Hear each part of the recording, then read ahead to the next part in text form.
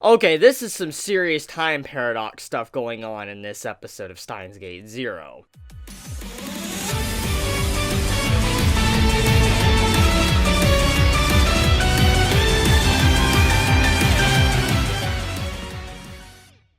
So I went back to watch the Steins Gate movie, and I'm fully aware that apparently the movie is not canon, but it's very obvious that, at the very least, Steins Gate Zero took an element from the Steins Gate movie and used it for the plot for this story. What I'm getting at is in the Steins Gate movie, when Kurisu had to save Okabe, Hoin Kyoma, she went into the past and basically caused him to create the persona of Hoin Kyoma, mad scientist. Kurisu was responsible for that. That's what the movie was implying.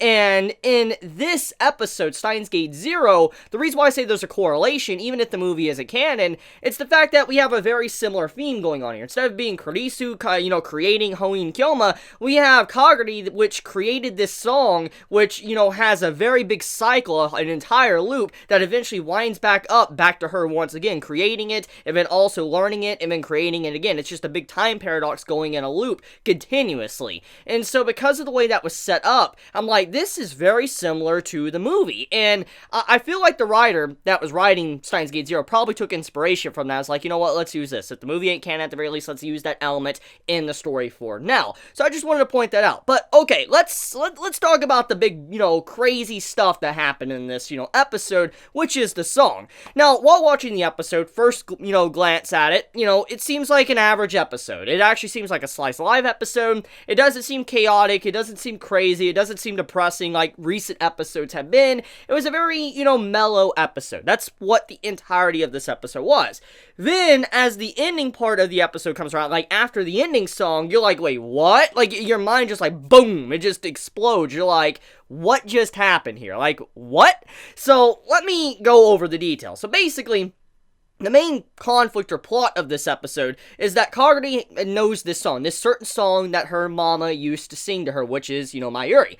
Mayuri used to sing this song, and that's how Kagari learned it. And she wants to know where it came from. And so, obviously, Okabe goes out of his way. He's like, Mayuri, where'd you find out about this song? Like, who taught you that song and all that? Trying to figure out and trace the origins of this song. And Mayuri's like, oh, I learned it from Suzu. She was constantly singing and all that, and I was just listening in. So we're like, okay, so the song, Kagari learned it, and then, Mayuri was the next person, and then you had, Suzu, which taught Mayuri, and then the next person is Yuki, which gets with Daryu, and then after that, Yuki learned from Okabe's mother, then Okabe taught his mother, and then Kagari taught Okabe, and you're just like, huh? Like, what? Like, okay, so let me kind of make this a little bit simpler. Basically, Kagari is the creator of the song, or at the very least, she was the start of it all, being passed down amongst our entire cast of characters, but she was the last one also to learn it, because of a time paradox. Effectively, she created the song somehow far off into the past, and then she said it to, eventually after many years, eventually got back in her hands being young again, and then somehow she went back into the past and then started the entire line again. So the only reason why Mayuri knows the song and eventually sung it to little Kagari was thanks to Kagari somehow going in the past and then starting the trend with the song to be passed down.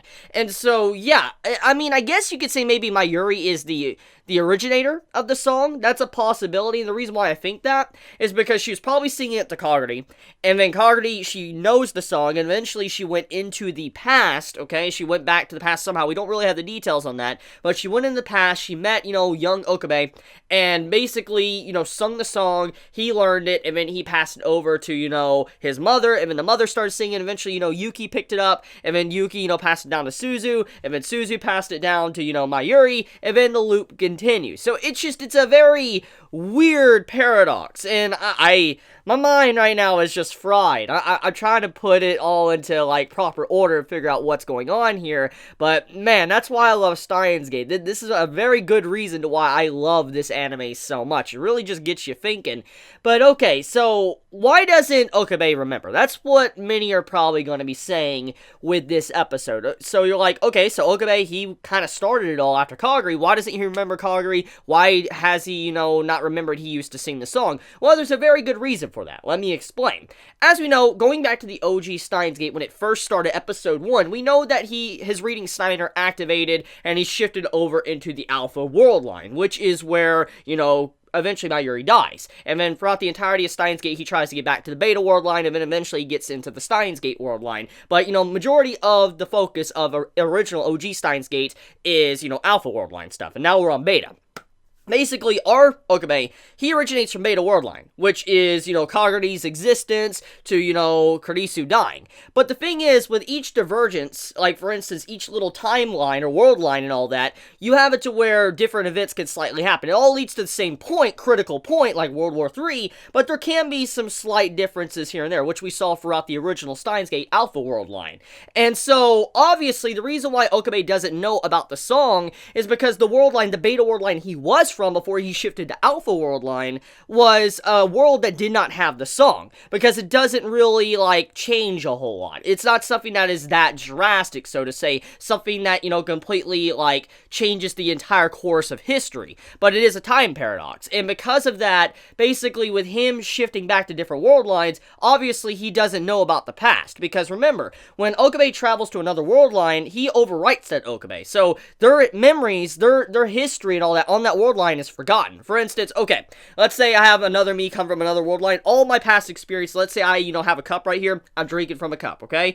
The other me that comes now into this world, he obviously didn't have a cup, and he wouldn't even know I was drinking water, 15 seconds ago. That's what I'm pretty much getting at. Basically, when Okabe shifts over into a new body, he doesn't remember anything else prior to that world line. So obviously, he wouldn't know about the song. So there you go. That's the reason why Okabe doesn't remember Kaguri or the song and how he started it in the first place.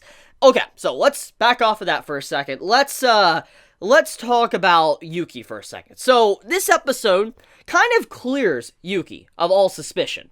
And let me explain why. At the middle part of the episode, towards the beginning, you see Yuki hanging out with her friends, and you see how she has something to do after she's done here. She has to quickly leave, get up, she looks at her phone, and you're like, oh, obviously she might be doing something, sneaky behind the scenes, working with that organization, because I talked about it in my last episode review. And then all of a sudden, you see her, walk into a doorway, and you're like, she's got wounds on her body we've seen pop up here and there. I'm like, are they implying that she's clumsy? That's what this scene looked like to me. It looked like the writer was subtly clarifying that Yuki is a very clumsy individual. She continuously hurts herself accidentally because she doesn't pay attention to her surroundings. That's what I got from that scene. But then, as the episode progressed, we found out she was going on a date, and so it's like, it cleared her pretty much of suspicion. So, Yuki's not, let's say, 100% cleared, but the more and more I look at the way this episode is showcasing her character, it seems like she's not really guilty, which means that the professor that was hanging around Maho is obviously the suspect, and the one that was actually causing all the problems in the recent episode. So I just wanted to point that one out. But okay, so let's talk about the situation with Kaguri and kind of what that ending sequence means. So I could be forgetting things. If I am forgetting anything, remind me in the comments. That's what I'm here for. That's what you guys are for, to remind me if I mess up or anything. And so I believe when Suzu went back in the past with Kaguri didn't go back that far in the past. Now, we know that Suzu did go back in the past pretty far in the Alpha World Line, when she had the letter and all that, and we, eventually she met Mr., Braun and all that. I mean, we know for a fact that Suzu has went far back in the past before. But if you look at the Kaguri that we see in the flashback with Okabe, she doesn't look that old. She doesn't look like 30. She doesn't even look like how she does right now in the anime, like in present time. She doesn't look old at all. She looks like, a normal, 20-year-old. But if you go into the flashback, she looks like she's 10, maybe 12. She doesn't look that old whatsoever. So it makes me question what's going on with that final sequence, because Suzu's not there, and for all we know, they never went that far back in the past. Suzu and her never went that far back. So it makes you wonder, how'd she get there? But then there was also a combo saying, at the end of the episode, that this organization was watching Kaguri. They're very aware of her. So whatever is going on, she's affiliated, which we kind of already knew with the whole gun situation, how she was going crazy and stuff. So potentially brainwashed, as I talked about. And so it's making that theory more and more likely. But then it makes you wonder, why Why are they not doing anything? Why'd they allow Kagura to be in Mayuri's care the entire time, all those years back in, in the future, and then allow Mayuri to send her back if they were watching her? There has to be a very logical reason here. I mean, it's very apparent that they're aware and that they're, currently watching her in the present time, even back in the days when Okabe learnt the song through her. So what's going on there? And then also, how did she forget everything now? Because of, just the way this episode was descripted, especially with her now remembering the song and then being in the past and starting it. What's happening here? So, I mean, I have a lot of questions. I really don't know how to, feel about her being back in the past. I mean, how did she?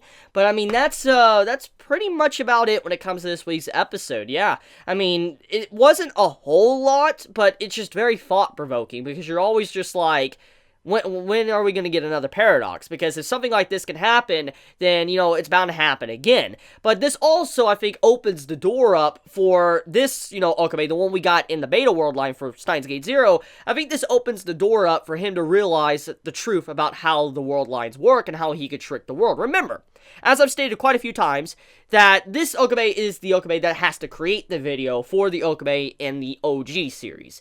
And we know that he probably learned a lot to be able to fool the world. He was like, you gotta fool the world and all that to be able to save Kurisu and Mayuri. And so, most likely, with this time paradox event going on with Kagura, might lead Kyoma, or, Okabe, to learn about how time travel works and how to create a paradox to eventually create the Steins Gate world line. I feel like that's what he's going to get from this entire event with the song. I think that just opens the door up for it. But I want to end this video here. Let me know your thoughts in the comments below. If you enjoy my content, please subscribe. If you like this video, please leave a like. And if you want to get notified for whenever I upload a video, please click the bell icon down below. And with that, Chibi out.